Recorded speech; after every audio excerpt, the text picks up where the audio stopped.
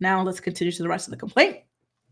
The article is predicated on Lively's CRD complaint. So there he's just saying, listen, I was under, I just didn't want the bots, and that's proof of it. So, okay, that's his evidence.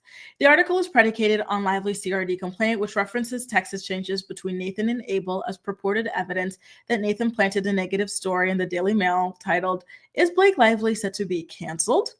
Lively's portrayal is categorically false, misleading, and devoid of factual basis, yet knowingly endorsed by the Times, which claims to have reviewed thousands of pages of text messages and emails. The smear campaign hinges on an August 16th text exchange in which Nathan allegedly shared a link to this article with Abel. The text exchange shows Abel responding, "Wow," followed by, "You really outdid yourself with this one." And it does sound like you set that up if someone's praising you for outdoing yourself with this article, right? To which Nathan allegedly replied, "That's why you hired me, right? I'm the best."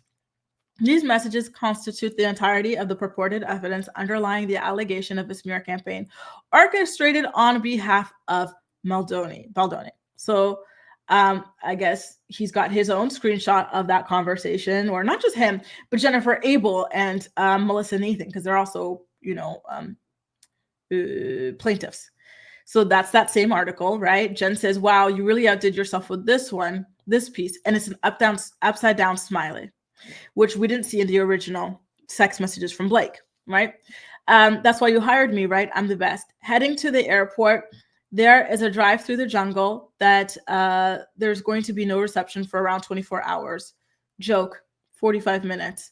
I'm sorry, you being offline for 45 minutes was not included in the scope. Unacceptable." So here you can see that they've got like a kind of sarcastic banter going on, which I think is what he's going to say in his next page. The Times, however, was aware that these text messages were unscrupulously altered and selectively edited, enabling both Lively and her team and the Times to propagate a false smear campaign narrative designed to destroy plaintiffs.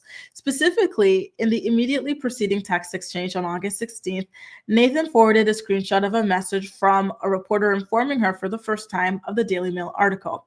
In response, Nathan wrote, "Damn, this is not fair because it's also not me," followed by, "Everything now looks like it's me," conclusively refuting her involvement in the creation or dissemination of the article. Okay, so there you go. "Canceled, the Mail is going nuts. Damn, it's unfair because it's not me. Everything now looks like it's me. Maybe not to you."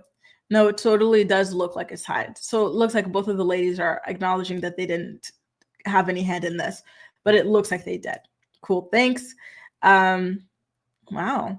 Okay, Justin, drop them receipts, child.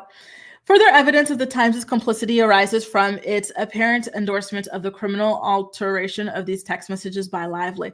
Not him calling Lively a criminal now, child. Okay, things are getting good.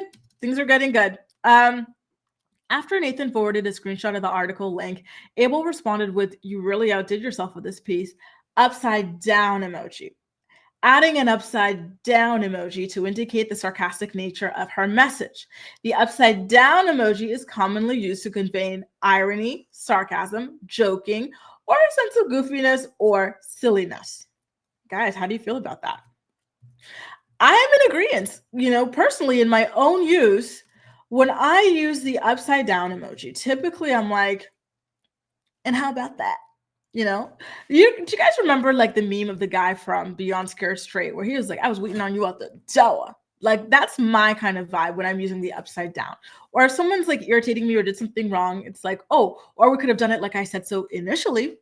Something like that. Like to me, it's like, oh, so I see why, given that can be a context, he's saying that it was used in that context, but does it mean that it was used in that context? I don't know. Only the two ladies know, right?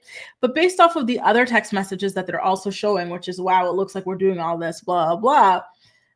Okay, I see what he's presenting. The crazy thing for me is, and I think this is part of being like, I don't know.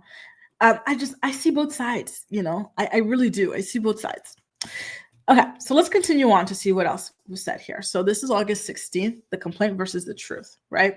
So in the complaint, you see the screenshot of the messages, and then you see emails discussing this. But in the truth, it was texted, and then they responded with text about it. right? Very, very interesting stuff. And so they're showing the things that were excluded. In her CRD complaint, Lively deliberately excluded not only the preceding screenshot of the text exchange disproving Nathan's involvement in the story, but also the upside down emoji. I do think it's suspicious to delete the upside down emoji. I do.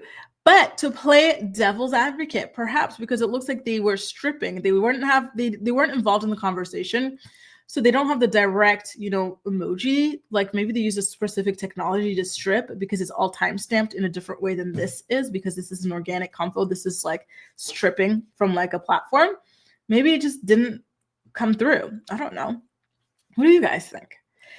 Which fundamentally alters the sarcastic tone of Abel's message and misleads the reader into interpreting her response as serious. This omitted context is critical as it demonstrates that each subsequent message in the exchange was similarly intended as sarcasm, including Nathan's statement, quote, "That's why you hired me, right? I'm the best." Further review of the text message exchange, also excluded from both Lively's CRD complaint and the Times article, unequivocally shows that Abel and Nathan were engaging in a sarcastic and joking manner.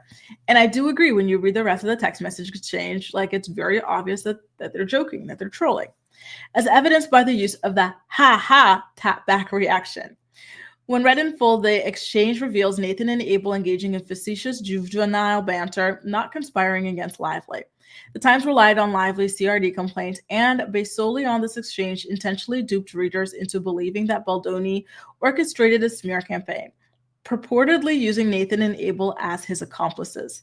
Indeed, the Times, like Lively, misrepresented these communications to support its salacious and unfounded smear campaign narrative.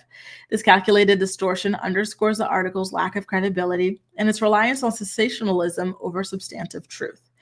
Any negative press about Lively was unequivocally a consequence of her own actions.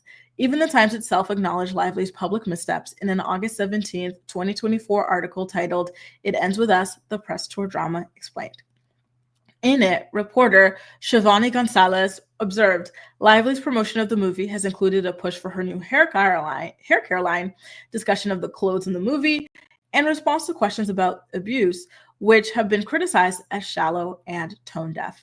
Baldoni, by contrast, has emphasized the importance of raising awareness of DV and providing resources for those in similar situations.